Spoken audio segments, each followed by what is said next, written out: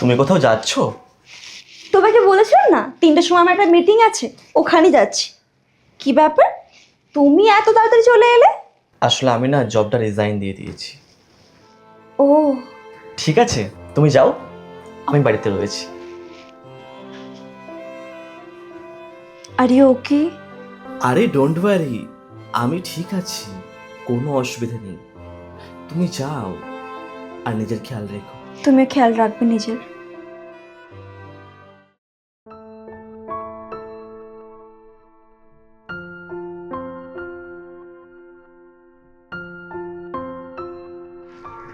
Hello sir, বলছি কোনোভাবে কি আজকে আমার মিটিংটা ক্যান্সেল করা যাবে? অ্যাকচুয়ালি আমার ঘরে একটু প্রবলেম হয়েছে। Please please sir. Okay, thank you so much sir. Thanks for understanding. Hello mister. এ বাবা, তুমি মিটিংয়ে যাওনি?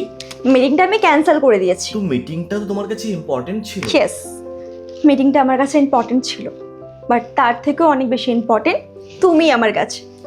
So let's talk.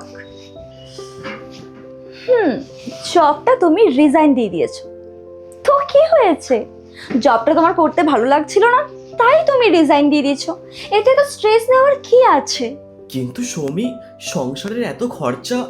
সূর্য, আমি তো ইনকাম করছি, আমি হ্যান্ডেল করে নেব। আর এমনি তো তোমার এখন নিজেকে একটু টাইম দেওয়া উচিত, দেখবে আস্তে আস্তে সব ঠিক হয়ে যাবে। আর দেখো, জব আমাদের লাইফের একটা পার্ট, এটা আমাদের লাইফের ভ্যালু ডিসাইড করতে পারে না। আচ্ছা একটা কথা বলো তো, কিছু খেয়েছো? আমি নিয়ে আসছি কিছু একটা।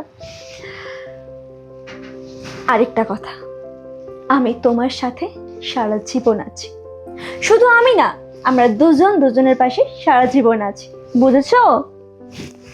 বসো।